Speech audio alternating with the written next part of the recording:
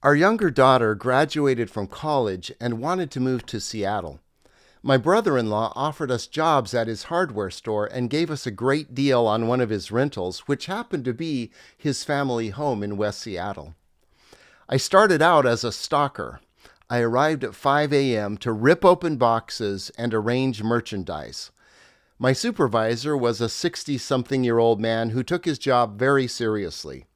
He worked hard and expected me to follow suit. Every couple of hours, a Matt Nathanson song came over the PA system. I got a king-size bed and a PhD in the way it used to be. I'm not singing that right, but you get the idea. The song filled me with remorse. That was me, the guy who flushed his career down the toilet to work for minimum wage at his brother-in-law's hardware store. Way to go. I discovered that some men take their knowledge of hardware very seriously. They love to come into the store and show off. One of them approached me and asked if I had some doohickey or something I've never heard of. I'm not sure what that is, I said, but I'll bet they can help you in tools. He sized me up scornfully. What were you? Insurance salesman? He assumed I had chosen some inglorious path in life and failed. How else could you explain a man of my years working in a hardware store and not even being any good at that? It was all I could do not to dump my resume on him. I was a respected pastor and professor. I had a PhD. I had built my own house and raised 3 kids. I had held on to a beautiful woman for 30 years. All he would have heard was, "Oh, washed-up preacher," which was even worse than washed-up insurance salesman. I pointed silently to the tools department. When I got off that afternoon, I trudged through the weeds in the front lawn and into the house. Julie's shift began later, so I had the place to myself. I surveyed the scene bleakly. Prior to our arrival, the home had been occupied by one of my brother-in-law's sons, who was raising 6 kids.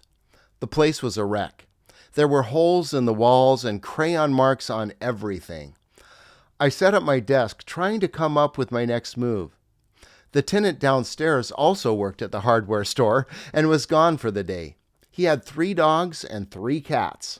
The cats ran loose and peed on our belongings, which were stored downstairs. The dogs were crammed into 2 cages. Mournful howls and the smell of urine pierced the floor and gave perfect expression to my inner state. Later that night, he returned, adding the pungent aroma of marijuana to the mix. The one redeeming feature of our house was a panoramic view of Puget Sound and the Olympic Peninsula. It was so stunning, it could have made up for everything. Instead, it taunted me. It didn't say, "Look at what you have." It said, "Look at what you missed."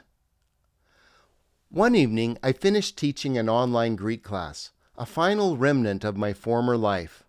I closed the laptop and entered the kitchen where Julie was slumped over the sink, staring blankly at the dirty plate in her hand. "It's weird being so good at something you know you can't do anymore," I said. She lowered the plate slowly to the sink and looked at me. "How did you lose your faith?" she asked. It was a question, not an attack, but it landed like a punch.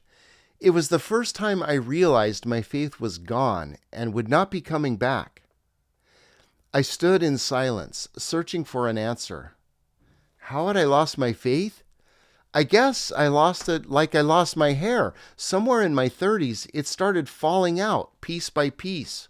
I tried to make it grow back, but nothing helped.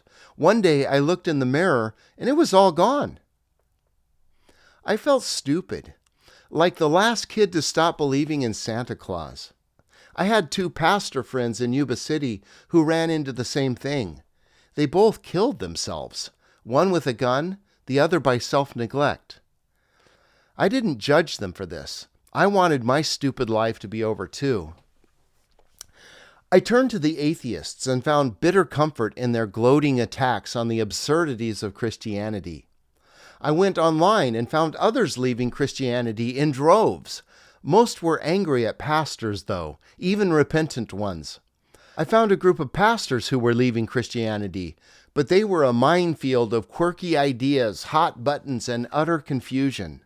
In other words, they were just like me. I didn't need any more of me. It would have been easier if I could have shared my struggle with someone. It would have been nice to let my parents or sisters in on my struggles, but I had no words for what I was going through. Would they even know me? My old church friends would have gone to great lengths to be there for me, but their way of helping would be to bring me back into the fold. Nope, I was on my own. I've never trusted myself on the edge of a cliff. It's not that I think I'll slip. I'm afraid I'll jump. My life had been a series of crazy leaps. Each time I trusted an invisible hand to catch me. Each time I kept falling and falling.